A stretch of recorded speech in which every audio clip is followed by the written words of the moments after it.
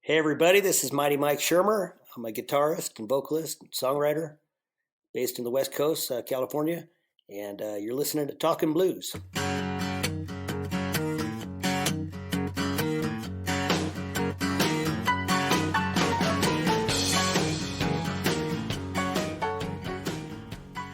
So, the first question you've probably been asked this many times: where does the mighty of Mighty Mike Schermer come from? Well, that just kind of started as a joke. I used to play in a band with a wonderful singer, harmonica player named Andy Santana, and he just sort of gave me that handle one night on the bandstand, almost jokingly. And then several years later, I was lucky enough to be living in California at the birth of the internet. So, and back then, even still maybe to a certain extent, you needed a name that people could spell. And my name, Schermer, Schermer, has always been notoriously, since I was a little kid, I remember getting mail, our family getting mail that was just horrible bastardizations of our surname. So I was lucky enough to get mightymike.com just the first time I tried. Like I said, one of my housemates was a former housemate had worked at Yahoo. Several friends of mine were of the original 13 employees at Yahoo. I mean, I was right there at ground zero, birth of the internet in Silicon Valley. So, and then another time, I got mighty-mike.com at first. And then about a year later, I was able to get mightymike.com in, $60 in an auction. So, as I like to say, there are mics who are definitely mightier than me, but I have the website. So you win. I don't know if I win, but I have the website. So, you grew up in New Mexico, is that correct? I did, Los Alamos, New Mexico. Tell me what that was like. Well, it was a great outdoor setting. Not exactly the music center of the world, but I grew up at 7,000 feet in the mountains. Wow. A lot of outdoor activities, skiing and bike riding and hiking and backpacking and all fishing and all that kind of stuff. I had a very outdoor oriented existence growing up.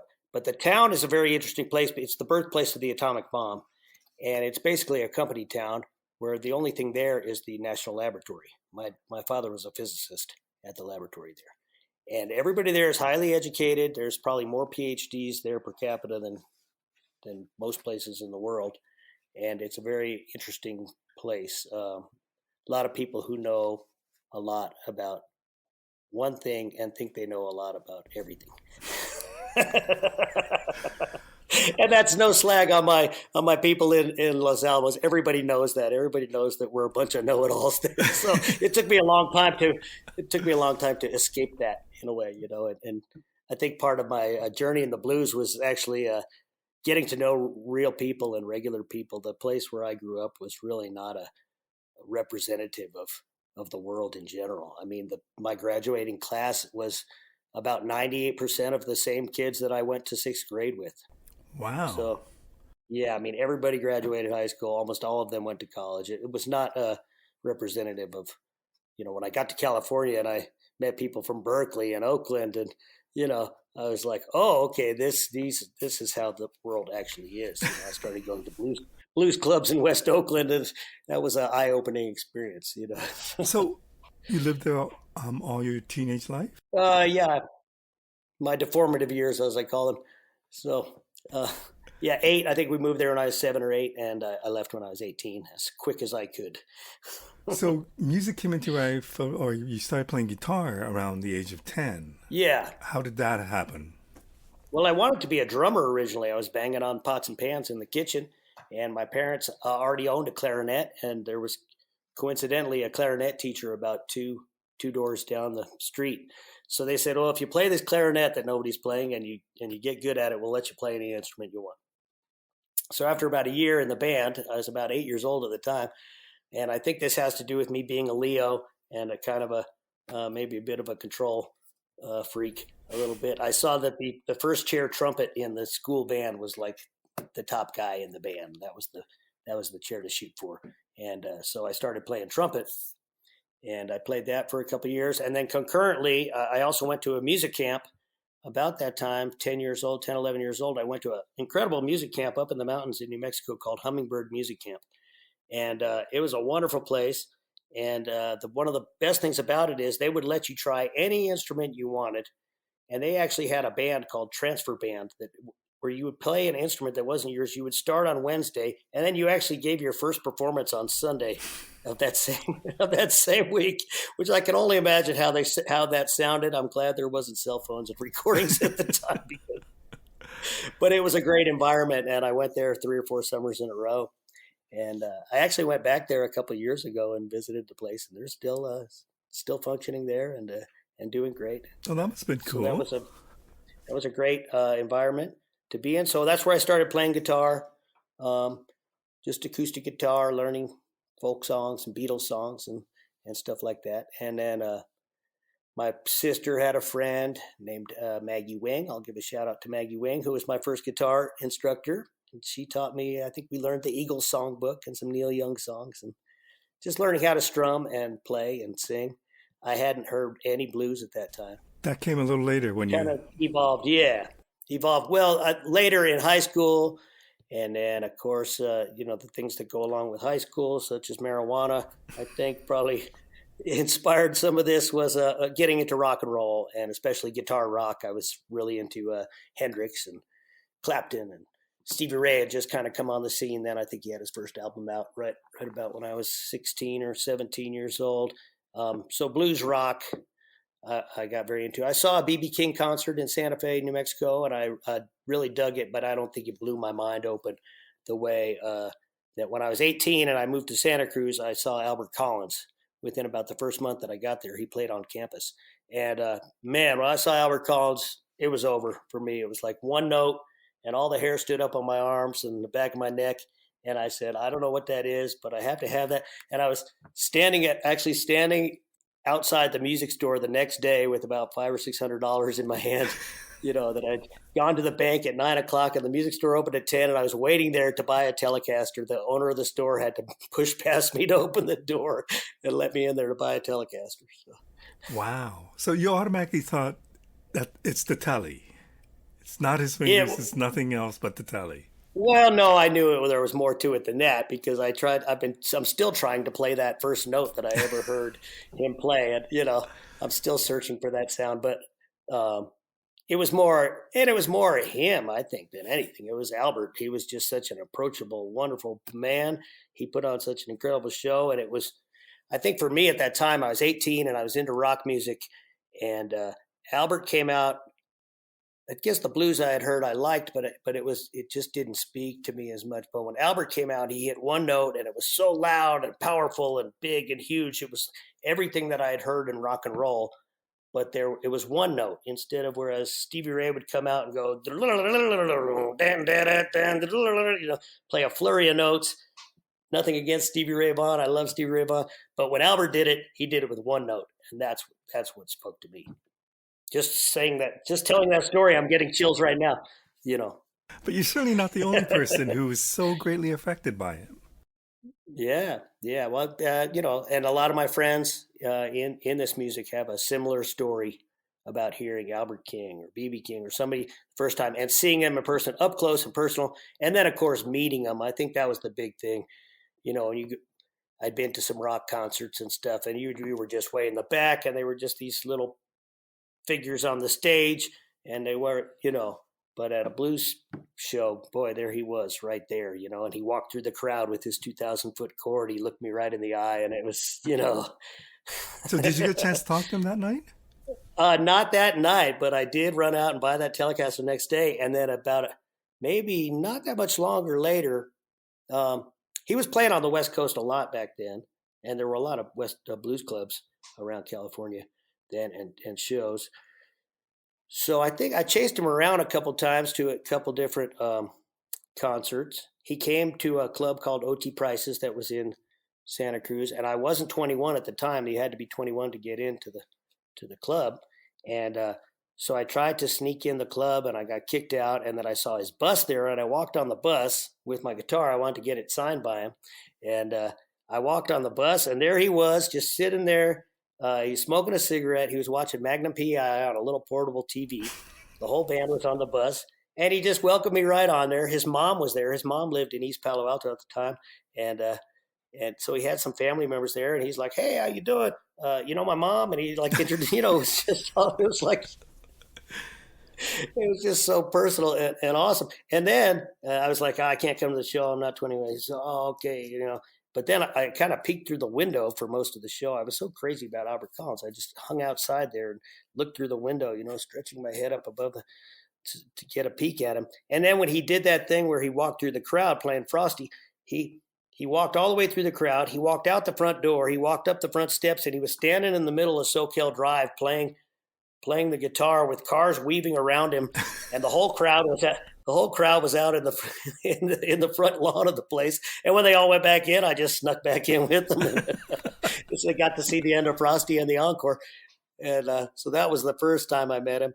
And then about maybe 2 years later, I went to the San Francisco Blues Festival, and this was an incredible experience too. I went to the San Francisco Blues Fest, and I'd seen the guys a couple of times between then and that story I just told you about. And I walked up to Johnny B. Gade and I said, "Hey, where's Albert?" And he goes, "Oh, he's over there in the bus." And I walked over to the bus and I knocked on the bus, and I hear this voice go, "Hey, I'm under here." And I look down there and I see a pair of cowboy boots and some brown slacks sticking out from under the bus. And he was literally down there changing the oil on his own bus. Wow. In the parking lot at the San Francisco Blues Festival. And I just went, "What are you doing?" He rolled himself out on a little roller cart. He said, "I'm changing the oil." Like, "You changing the oil or bus right now before your gig?" And he goes, "Well, we got to drive to Vegas after the show, and someone's got to do it." So that was not just funny. That was the working man's attitude, and that really showed me that, if you want to do this in this business, you take matters into your own hands. And sure enough, Albert get behind the wheel of the bus, and he would drive that thing himself. I wonder, what did you go to college for? I actually went there as a music major. I went to UCSC in Santa Cruz, and the only way I ended up in California is because University of California was operating Los Alamos National Lab at the time, so I was able to get in-state tuition rates at any of the California schools. So I knew New Mexico. At the time, I didn't know it, but I've since met people from my high school, and they said that I used to talk about all the time. Like, I was like, "Yeah, I don't know how I really ended up in music." And a friend of mine from high school said, "Dude, we used to hear it all the time from you. You said, the day I can leave this town, I'm getting out of here. I'm moving to California, and I'm going to be a rock and roll star." That was before I heard any blues.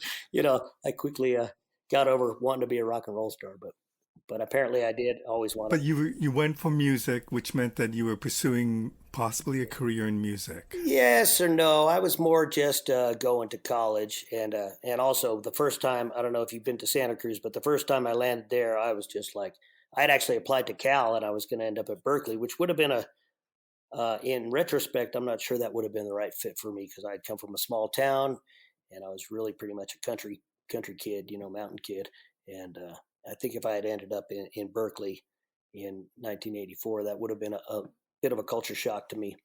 But I didn't get accepted to Berkeley, but they offered me to go to Santa Cruz, which I'd never heard of. And I got there, man, and I took one look around, and there was people surfing, and there was beautiful women riding around on cruiser bikes, and the smell of marijuana in the air. And I was just like, yeah, I get to go to college here. Are you kidding? And there was all this music. I remember we were actually looking at the college, and then we went up in the hills there above Santa Cruz to go visit Henry Cowell Redwoods, or one of the state parks around there.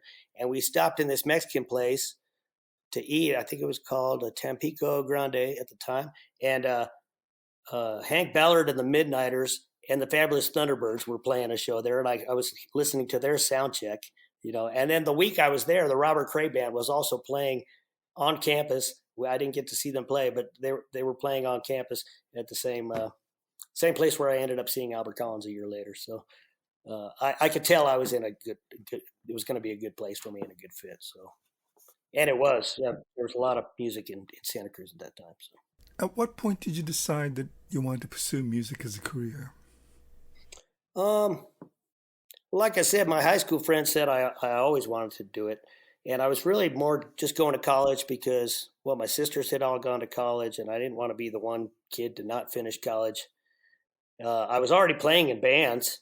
By my junior year, I was playing in bands and working, doing gigs. I remember the first time I did a gig and somebody handed me $20 after the gig, and I went like, "Whoa! I could buy 3 burritos with this thing." It was like pretty cool. Like all I did was set up my amp and play music, and someone handed me $20. So uh, it wasn't really a conscious decision. It was more just like I just started doing it, and then there were opportunities there to play in bars and stuff. Especially once I turned 21, we had a little band called the Blues Monsters, and we were playing a club. There was a club in Santa Cruz called Lulu Carpenters, and we were playing there every Monday. And Andy Santana's band was playing there every Friday, I believe, and we would alternate Saturdays sometimes. And so there was just a nice little community there of people. And then when Andy and I put a band, those two bands kind of both folded, and we put our bands together. We were working 6 nights a week. I was paying maybe $200 a month for rent, and we were playing every night for about, 50, $60 a piece. It was probably, I was like, it was the pinnacle of success. I was like, I was like, I did, I was 23 years old. My health insurance was about $25 a month. It was, life was just easy. And we just kind of kept doing that. That band, the Soul Drivers, we played 200 nights a year for about 8 years. At that point, did you have a goal at that point? Not really, but I do remember talking to my father at some point. Maybe I was turning about 26, 27. And I know when I turned 30, I had already achieved, I did have goals. I wanted to go to Europe. I wanted to tour in Europe. I wanted to have some kind of record out there, a CD, because that was the thing. I came up in a good time when, just before Pro Tools and everything, but when small studios were able to produce albums on, unknown artists, really, you didn't need a big record label at that point. Like the CD revolution, which really just blew that open. Like anybody could make a CD. So the Soul Drivers got a small record deal with a couple of guys out of San Francisco that had started a label called Blues Time, and we did an album, and we went to Europe 3 or 4 times, and we were playing almost as much as we want to. I met up with Angela Straley about that time, and she started using us as her backing band. Next thing I knew, we were playing the BAMI Awards. I was backing up Bonnie Raitt, Booker T, Joe Louis Walker, the Gospel Hummingbirds. It was like one thing just kept leading to another. And I remember my dad asking me, "So how much longer are you going to do this?" And at that point, I had already been to Europe. I had a CD out, and I had played, and I'd been on several tours across the country, and I'd already basically achieved the goals that I wanted to achieve, because I had kind of told myself, well, if this isn't working out by the time I'm 30, maybe I'll go do something else. But by the time I was 30, I'd already surpassed my goals and then some, and I was having a great time. And he said, "How much longer are you going to do this?" And I said, "Well, I figure, another 40 years I'll be dead or so." So at that time, to be a 70-year-old, blues man seemed like nothing. Of course, now I want it to go, another 40 years. So, How did your dad feel about it? he was actually okay with it because he grew up an only child, and I think his mother didn't really let him do anything, and anything that he wanted to do. And so, the hitting the books and all that, and going to college, he was very successful in his field, and probably one of the smartest people I've ever known in my life. But he never really got to follow his dreams per se. He just sort of took the path he was good at science, so he went on that path, and then followed that. But then by the time he was, I remember when I turned 35, and I was like, geez, my dad had 4 kids and a mortgage and 2 cars. And he was, I was in Amsterdam. When I turned 35, I was in Amsterdam on tour, so it's like, everybody has their path. Mine was just sort of chosen for me. And I think a lot of it goes back to that moment when I saw Albert Collins. It was like a door opened up in front of me, and everything behind me just closed. I kind of just didn't have a choice. I just went down that road and and here I am, today. So at the age of 30, when your dad asked you, and then had you not achieved those goals, what else do you think you would have done? I can't really say. I mean, I think I'm a pretty smart guy. I ended up with a degree in American history. I didn't get a music degree. I wasn't happy with the music program at that school, but I did want to keep going to school there. And so I got a degree in American history. I don't know. I might have been a teacher or a lawyer, gone into some kind. Like I said, the internet was just starting to explode at that point. So there were all kinds of opportunities out there. Sometimes I think I might have missed a lot of them because, I mean, I have no complaints about the way my life has gone, but the people I knew in Santa Cruz at that time they did very well because they were on the birth of, like I said, I know several of the people that were the first 13 employees of Yahoo. I was there when the stock went IPO. So, So tell me about that kid in the year 2000 who released his first solo album to the artist that you are today. How have you changed over those years? Well, I think a big part of what happened was I started doing a lot of gigs on my own and making choices for myself. Like right before that point, we had this band and we were playing, we made decisions as a band. Well, Andy and I sort of made the decisions for the band, but June Core was in that band too, a great drummer who now plays with Charlie Musselwhite, and we would make decisions as a band, and so I think the first thing that happened with producing my first solo album was having to be the producer and make decisions about who to hire for that session and what songs are going to be on there and how it is. I hadn't developed really at all as a songwriter. I had a couple good original songs on that album, but I hadn't pursued it. So I think that's probably the biggest difference somebody would hear. Well, also that I'm a lot more. I think it cost me more money to produce that record in the year 2000 than my latest one did, and that's not just because of the cheaper studios.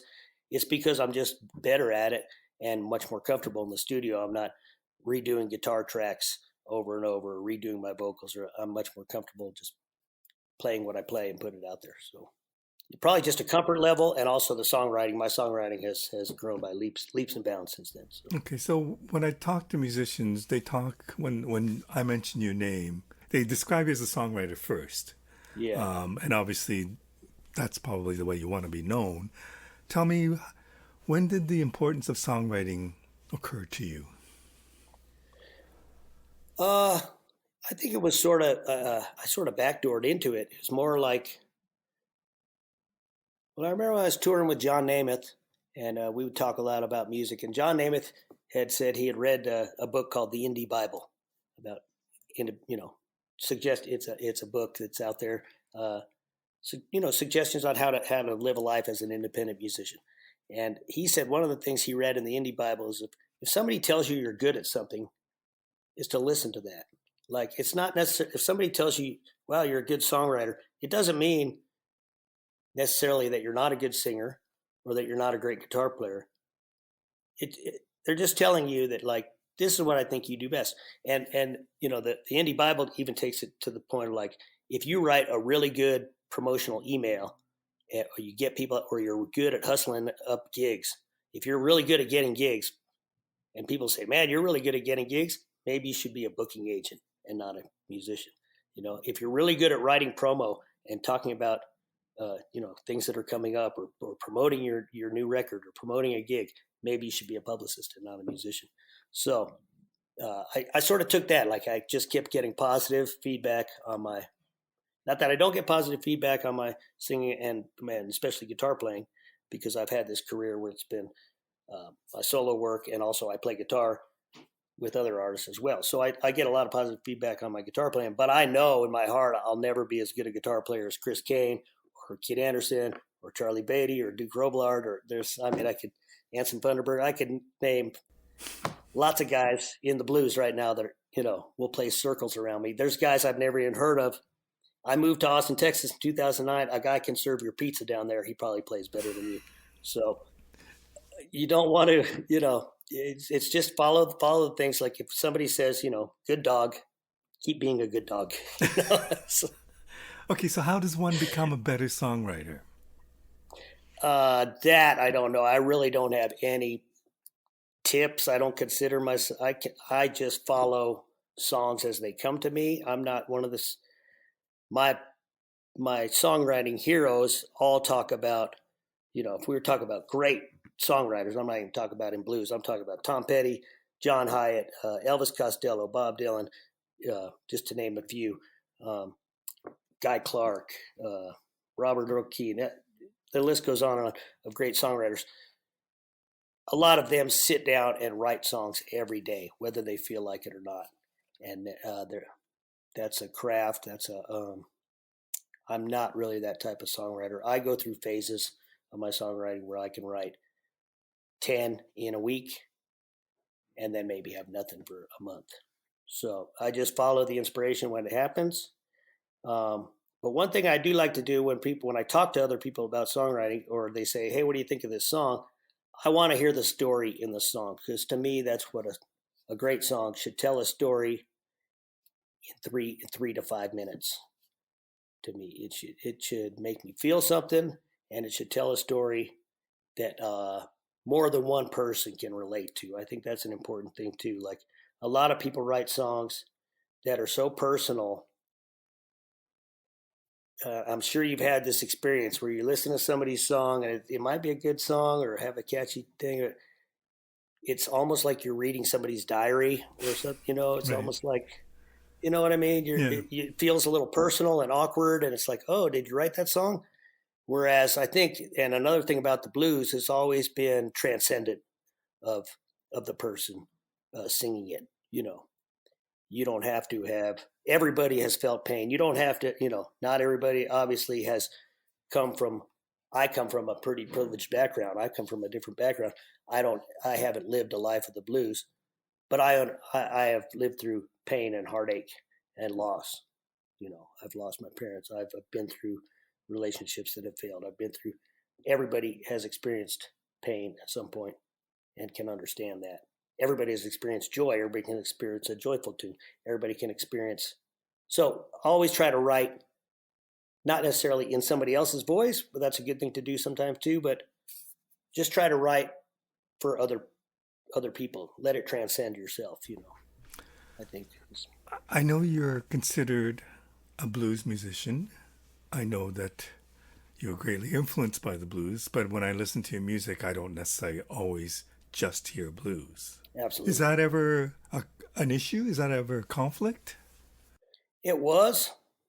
It's only a conflict if I let it be a conflict. I try to. If blues DJs want to play my stuff, wonderful. That's great. I hope they do. Um, I don't consider myself a blues man per se. I didn't. I'm white to begin with. You know, I didn't grow up in the South. I didn't grow all the classic things about a blues man. I don't have any of that. I'm just a guy that likes blues, and I did study blues guitar a lot. I consider, if anything, I'm a student of the blues, because I mean, I sat down with Albert Collins records, especially T-Bone Walker records, and Freddie King, Albert King. I have sat down and tried to learn those guitar styles for many, many hours when I was younger, especially in my 20s. I spent 8, 10 hours a day trying to learn one T-Bone Walker solo. So I put time in along that, but I don't consider myself a blues man. I love all kinds of music, and if there's anybody I probably liken myself to in terms of the different types of music that I listen to, love, and try to write and recreate, probably someone more like Doug Somm or Delbert McClinton, you know, Hmm. because and also it's 2022. There's sort of no excuse for not being well versed these days. Everything is out there. I mean, I'm just looking at these CDs behind your head right now. I'd find it hard to believe those are all blues CDs back there. Maybe they are. Just over there. See, there's nothing wrong with being well versed. There's soulful music from all parts of the world.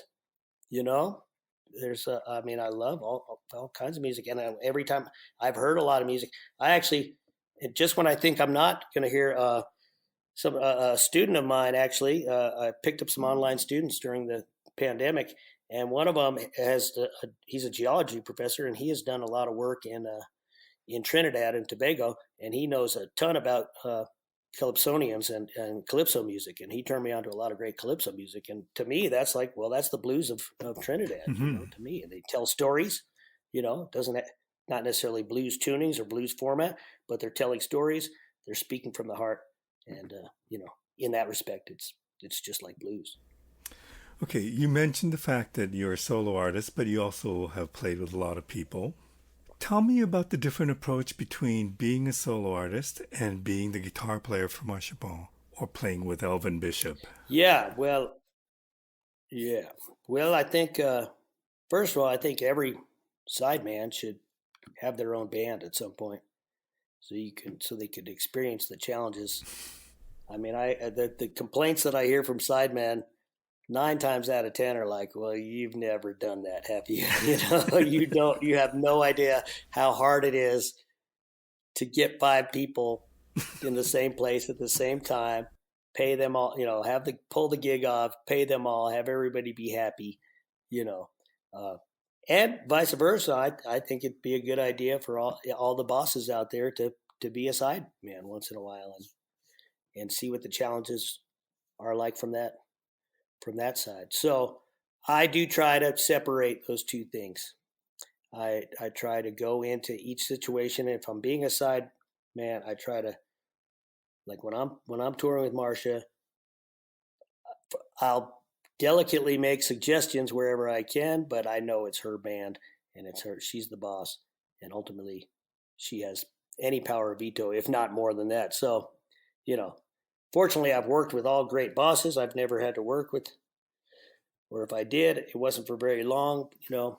Working with a tyrant or anything. But I've always worked with great people that valued my opinion.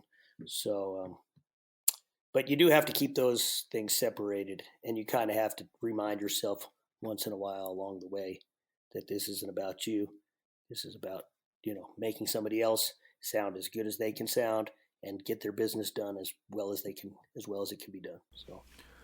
And I expect the same of the sign band that work for me. So I try to be communicative with them, pay them as much as I can, be as fair as I can. But at the end of the day, once in a while, I need to say, no, the guy that's, this is my decision. We're going to do it this way. How did you wind up joining Marsha's band?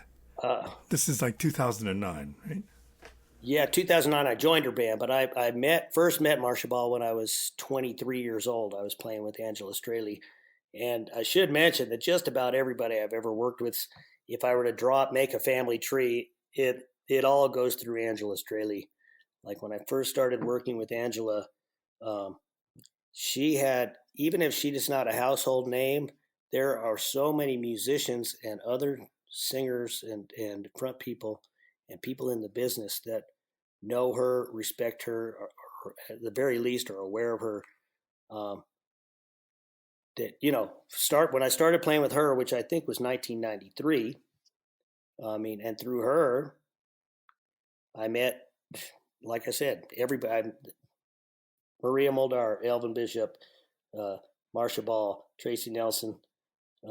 I could sit here and list them all day, but most of the people I've played with comes through that. So I was a lot of times Angela and I would go out and do gigs, and she would just bring me kind of as a musical director, guitar player, and to sort of translate what she needed to the band that we were working with.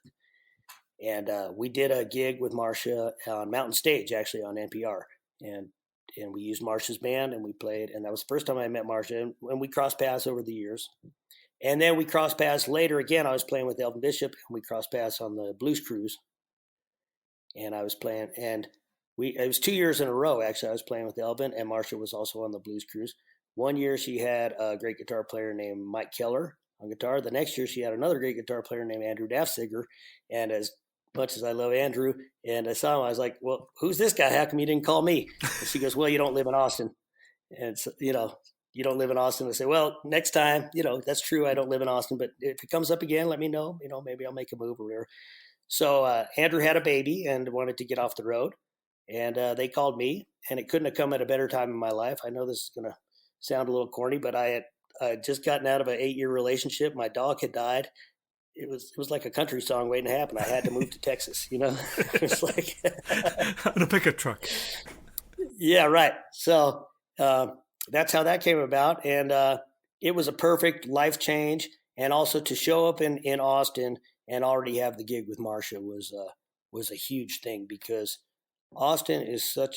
There are so many great guitar players. There's so many great musicians in that town, but Mm-hmm. especially guitar players.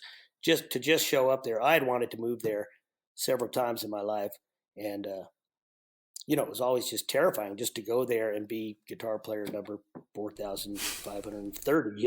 And just here I am. Can I have a gig? It's like, but to show up there and already have the gig with Marsha, I wasn't a threat to anybody.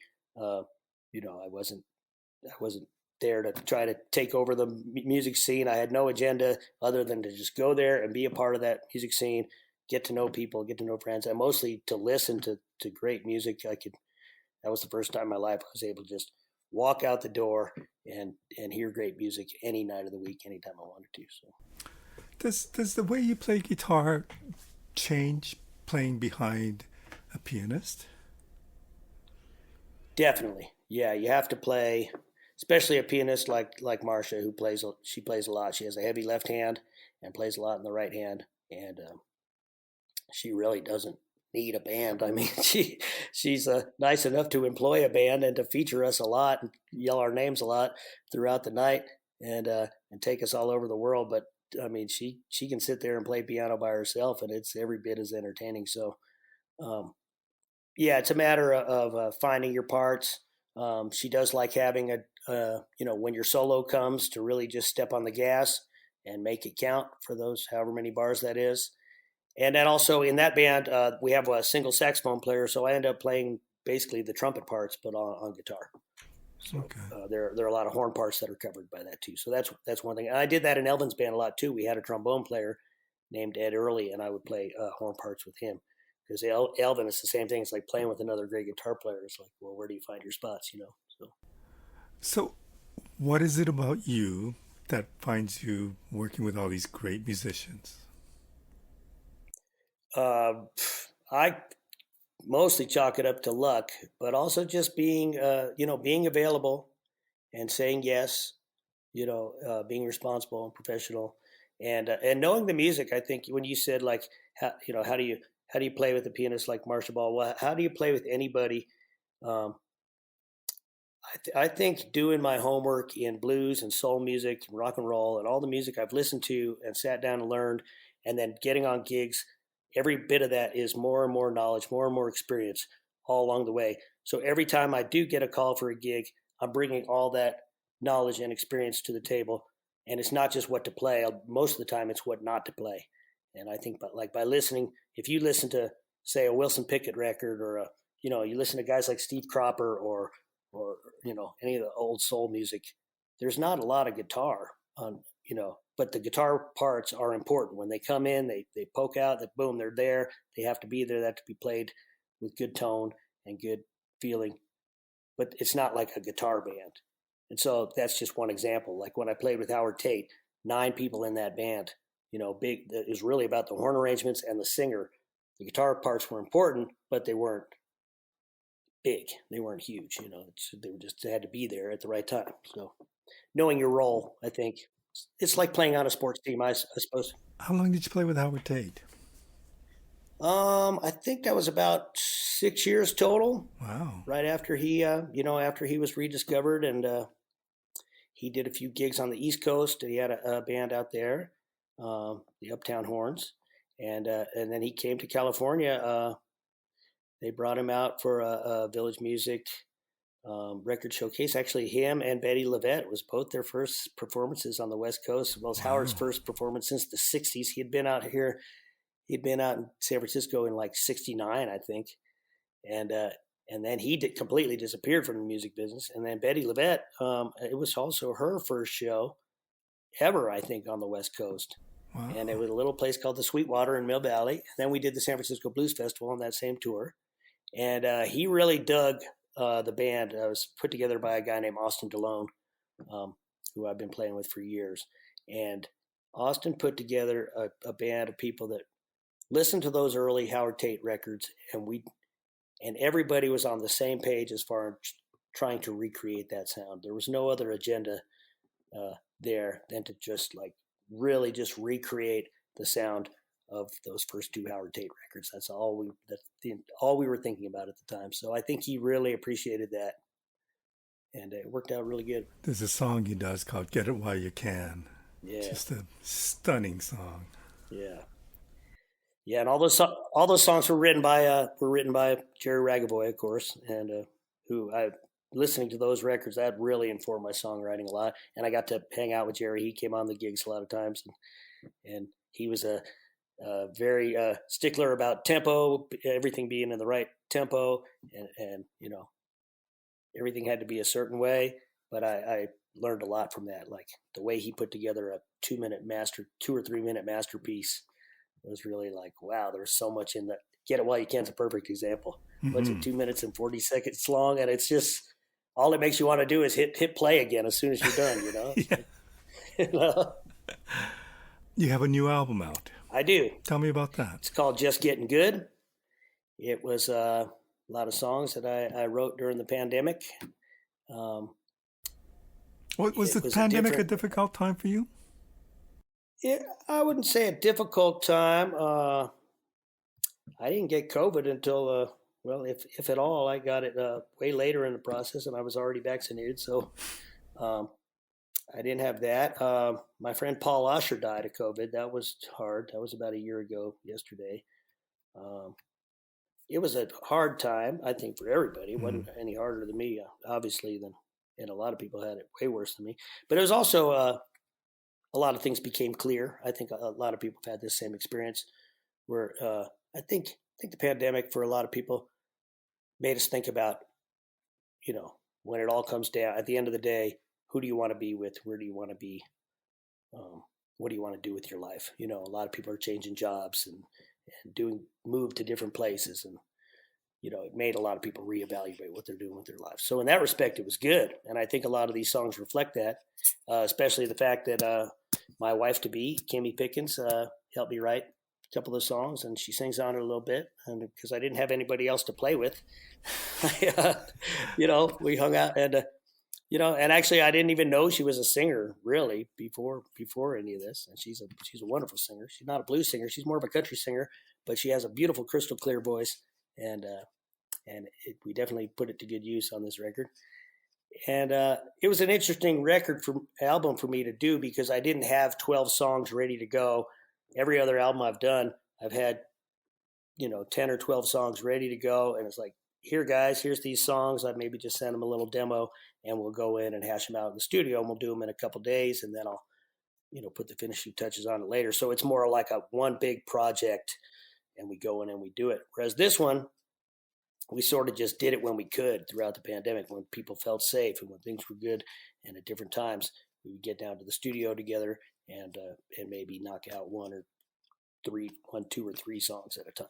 So it feels like, at first it felt like the album wasn't really going to hang together and if you listen to it, obviously there's a calypso type of song. There's like a Tex-Mex rock and roll type of song. There's some blues songs. There's basically a country ballad on there. So it's a little all over the map stylistically, but at the same time, it's a period of my life that I was going through. So the songs hang together, I think, that well. And with my voice, my style of songwriting, and my style of guitar playing, I think it all holds together really well. So. There's a sense of humor about a lot of songs that you write. Is that a conscious thing? Yeah, well, I try to never lose my sense of humor, and that was one thing Kimmy and I talked about early on in the pandemic. It was like, whatever else happens, let's be able to at least smile and laugh at the end of the day, because it was a very serious time, as you know. I mean, a lot of serious things were going on, but comedy and laughter has always just been hugely important to me. So. And I think that's kind of your job as an entertainer, is to, you want to make people think, and you want to make them feel, but people also want to escape their lives, I think, sometimes, or get a glimpse into someone else. People like to laugh, so it can never hurt, to if you can put a smile on someone's face, you did your job as an entertainer. So, Well, was it easy to write during the pandemic? uh, yeah. Well, I didn't have much else going on, so But it it was works easy both to. ways, right? Because sometimes people have nothing to do and they do nothing. Other people become very productive. That's true. Well, the hardest thing was actually Kimmy and I came out of the gate and we did a bunch of videos uh, right at the top of the pandemic that were all funny songs and all, and they were all about COVID, really, or COVID related matters. We wrote a song about the guy that the first one was written about the guy that gathered up all the hand sanitizer in a truck in Tennessee and hoarded it all. And we wrote a song about. You might have to cut this. We wrote a song called Matt Colvin, You're an Asshole. And that kind of went a little viral on the first night that it came out. It got 20,000 hits on the first night or something. So it kind of took off from there. And then we wrote songs about, the kids on the first spring break during COVID that, we're just like, there's no COVID. We're going to spring break. No one's going to stop us. And so we would just take different side subjects that were in the news and we'd write a song about it and put it out there and try to get people to laugh. That was the whole idea. It was like everybody was dealing with this very serious situation and this heavy situation. We didn't know if the world was going to end, but, at least for a few moments, we can at least, maybe, have a good time for a minute, try to never lose sight of that. So at the end of all that, it was kind of like, well, none of these songs, I want that genre to go completely away. I don't want to hear anybody's COVID songs ever again. Right. It was fun when it was happening, writing songs about there not being any toilet paper on the shelves and stuff. But, I'll be glad when that genre is gone, and it seems to be gone now. So, so actually only one of these songs were Just Getting Good was retooled into being a post-pandemic song. Every other song I looked at from that time and went, well, this is just about, as Alvin said, well, you got to have a really strong feeling about something to write a song about it. And the only things I have strong feelings about right now are this. So, when I asked him I checked in with him during the pandemic and said, you've been writing any songs? He goes, well, what else is there to write about, But when you that was the hump to get over, was like to start actually writing songs again that might last. Whenever I record a song, not whenever I write a song, but whenever I record a song that I've written, I want it to last. I want to be long gone 200 years from now and somebody will put that song on and go, yeah, cool. I like that, But for you to make funny songs about weird things that are going on, that comes easy to you? You could just whip them off? No, I wouldn't say that, but having Kimmy to bounce them off of is a good thing. I mean, we both love comedy and listen to a lot of comedians and podcasts of comedians. So go to comedy shows and this and that. So no, it's definitely not easy. But if the spirit comes to you, and that's where I get back to writing a song. If you want to write a song, if you listen to my song "Silence" on that record, that's I co-wrote that with a singer named Felice Garcia. I mean, there's, that's that song just makes me cry. But, it's not like I couldn't do an album of all comedy. That's for sure. I just go with whatever feeling is there. And usually it starts with the title, like Steve Ehrman, my bass player, just called me up and said, he'd obviously been having some kind of a issue with it in his relationship. And he said, man, we need to write a song called It's Not Me, It's You. And so I just took the title and kind of roll with it from there. And then I let it go down the road that it wants to go down. I don't try to force it into being a blues song or saying this or that. I just I'll say those words, it's not me, it's you. And then I boom, I'm hearing a melody in my head that goes with that. And it turned into kind of a Mavericks rock and roll type of song instead of a blues song. But I've learned to just kind of let it go that way instead of trying to force it into something else. So I want to talk about one other song of yours, which is My Big Sister's Radio. You mentioned it before the podcast started about Tommy Castro covering it, which made you a bona fide songwriter. Yes, we're sure. But beyond that, this is also a song that was featured on Bruce Springsteen's Sirius XM radio show. When that happened, did you know about this, or did you know ahead of time? A fan, actually a friend of mine, sent me a Facebook message, and she listens to that program. I don't have XM radio, and I'm a fan of Bruce Springsteen, but it's not like I'm tuning into his radio show religiously every. Right. I mean, I love Bruce Springsteen, but she's a huge fan. She listened, and apparently he was doing, and that was pandemic related too. He started doing his own radio show during the pandemic, once every 2 weeks on the E Street station, and it was called From My House to Yours. And he would have a theme in each show. And so that week's theme was all songs about the radio. So somehow him or one of his people found that song, and he loved it. He talked it up, and read part of my bio on the air. And the best thing about it was, I think he put me on there between like Tom Petty, Joni Mitchell, the Blasters, and me. So it was like it was pretty cool. And he's not a bad to be songwriter included in that himself. kind. No, that's true. That's true. Matter of fact, too good a songwriter. I wouldn't mind if he covered that song. Bruce, if you're listening, have at it.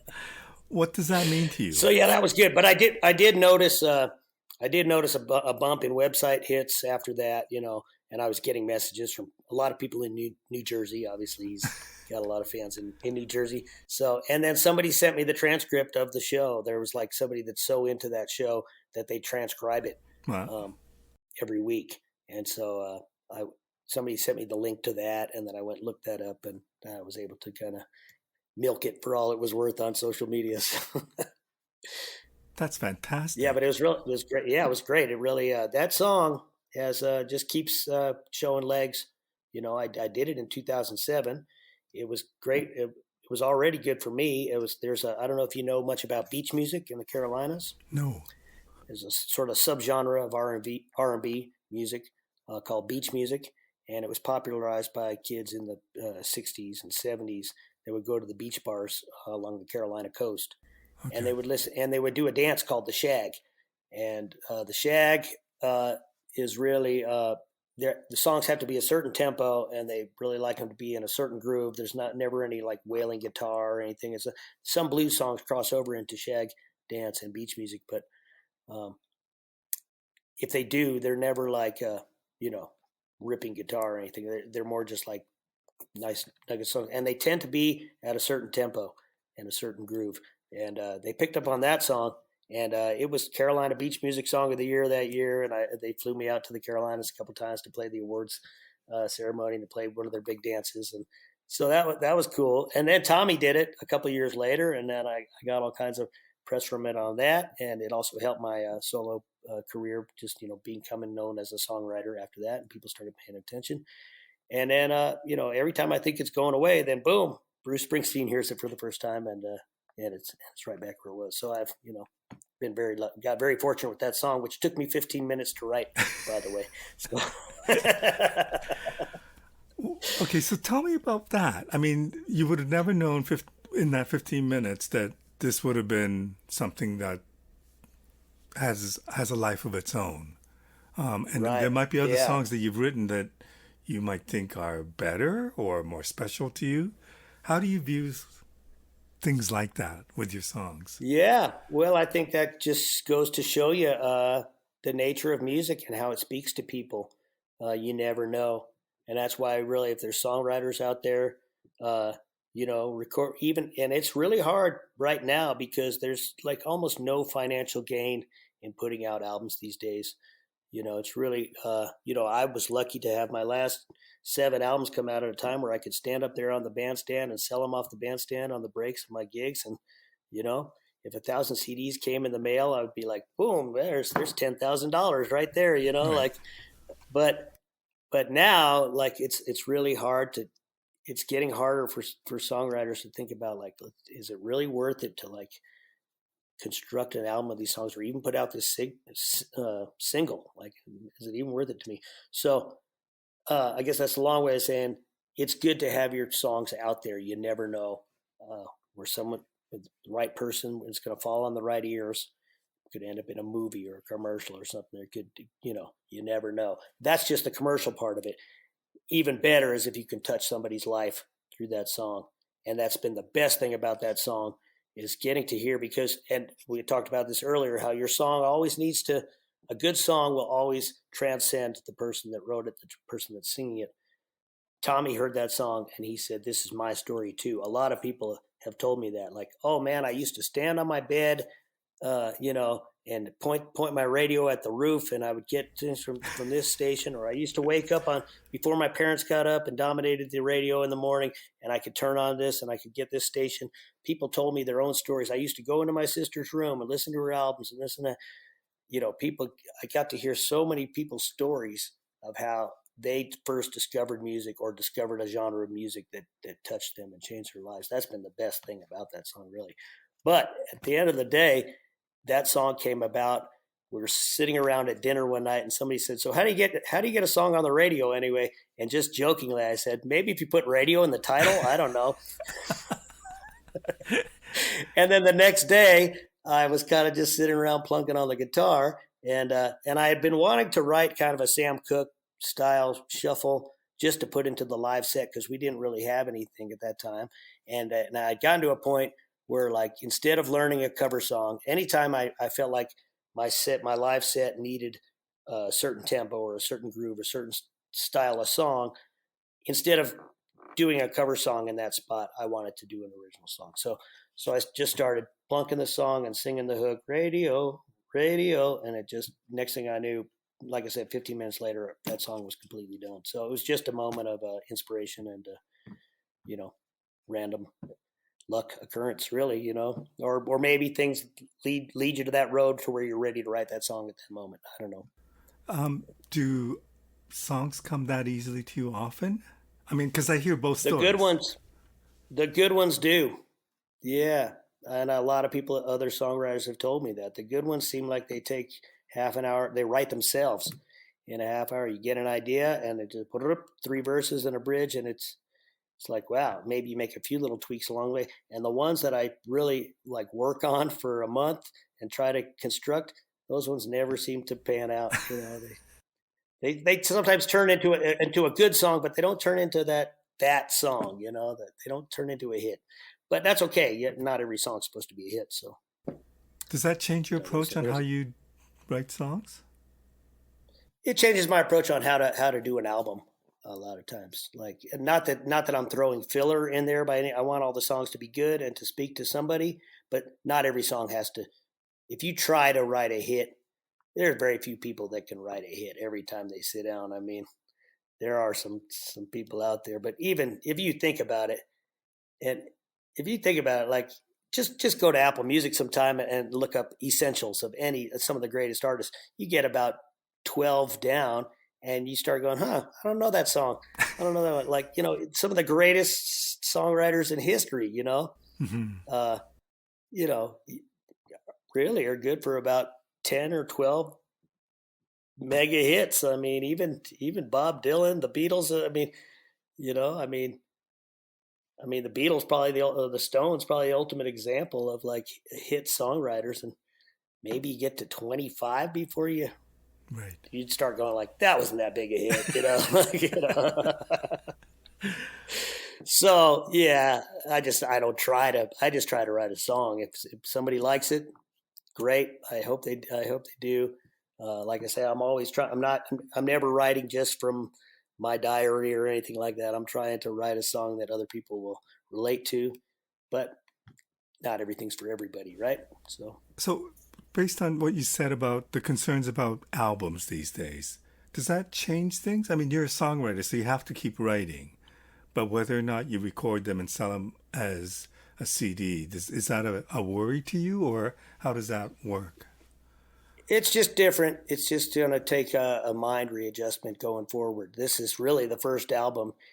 My last one was 3 years ago, and it was already starting to tip. The good thing about blues music, and even though, not everything I do is blues, but the good thing about blues fans is, blues fans right now have a pretty wide range of music that they'll listen to. Mm-hmm. So that's kind of nice, for a guy like me, because I think that a lot of my fans appreciate that I don't just write blues and just perform blues. So they don't get bored. So, but yeah, going forward, it's going to be it's going to, blues fans are still buying CDs, even if they don't have CD players. They'll buy CDs on the gigs, at least playing live. I'm not getting many sales through the website anymore, but CD Baby completely shut down. They don't even basically sell out of their warehouse anymore. A lot of places are like that. Amazon is barely selling any CDs. So, as record stores don't even really exist anymore. Occasionally there's an independent record store if it's in a hip enough town to support it. Vinyl's making a little bit of a comeback, but that's a niche market with people who are into it. And but the cool thing about blues fans is they understand what we're going through, and that's how a lot of us made our living for the last 20 years. So they've been super generous about doing that. Like I said, they'll buy a CD at a gig just to have Marsha Ball, thank you from Marsha Ball, sign it. We have lines of people at the gigs that want to do that. I don't even know if they ever even play them. But if nothing else, maybe they go listen to it on Spotify and they can, not feel guilty about it later. So that's how I look at it. I had a young kid come up to me at a gig, and the kid was 23 years old, and he flat out said that it was at a Marsha Ball gig. But I always do a song. She allows me to do a song, and then I sell my own CDs at the gig. And he comes up, he goes, "Hey man, I'm 23 years old. I don't know what to do. I'm not going to buy a CD for me, but here's $20. I'm going to go listen to you on Spotify." So, and I thought, man, if everybody just did that, oh, for sure, I wouldn't have a problem with streaming at all if everybody would just do that. My final question, and thank you so much for doing this. I really appreciate the chance to talk to you. This has been great. Thank you. Do you still have goals? And if so, what would the goals going forward be at this point? Well, we touched on this earlier, how the pandemic really changed a lot of things about what I'm in an interesting place right now because I've been on the road for 30 years. And honestly, I still love playing in different towns and seeing all the people, seeing old friends and making new friends and making new fans and stuff. But it's not nearly as fun as it used to be or profitable. You used to be able to go out and play 4, 5, 6 nights, even bands with nothing going on. Marsha can go out. We can go out for a 2-week run and maybe have 1 or 2 nights off, if they book it, enough in advance, and there will be people there every night. But, if I were to jump in the van with my own band right now, there would basically be no gigs except for maybe Thursday, Friday, Saturday, or a Friday, Saturday, Sunday. And it's, when I first started doing this in the late 80s and 90s, there were so many bands on the road, and this not just in blues, but in all kinds of genres that could play 7 nights a week, and you just travel from town to town, and you could do that. And the hotel rooms were cheaper, gas was cheaper, food was cheaper, everything was more economically feasible, and they were just playing gigs. There's just not places playing music on Tuesday and Wednesday nights anymore, right? So it's just young bands that are starting out, I feel like they have it a lot harder than we did. I had it harder than, say, Elvin and Marsha's generation. Marsha used to be able to get in the van 250 nights a year and just travel from town to town. They could do that as much as they wanted to, Right. So that was starting to change in the 90s and then into the late 2000s, and now it's the bottom has completely dropped out of it. And they're not able to sell their music. So I don't know how these young bands do it. They're out there selling T-shirts and, beer koozies and keychains and stuff. They're in like this merchandise business trying to do that. And then I've even heard recently that a lot of labels, so you sign a label, the label wants a cut of even that. They want a cut of your T-shirts or your logo. They want to own part of your logo. So I'm not sure what the future is really.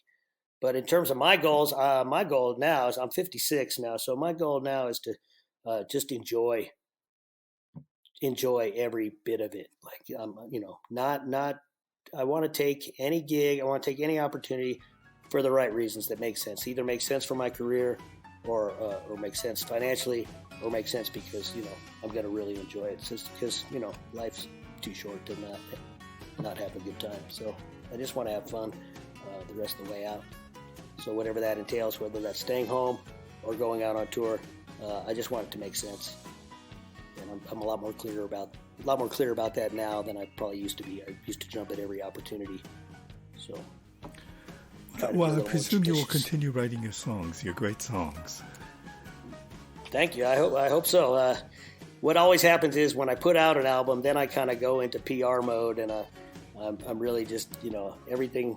If I have any time now, I feel like it's wrapped up in pushing the album that's out. But what always happens is later, the songs start coming again. So I've learned not to worry about it. If there's no songs in my head right now, they're back there, but they haven't come out. So. Great. Well, thank you so much for spending this time with me. I appreciate it. Thank you. Great talking to you. Great talking to you.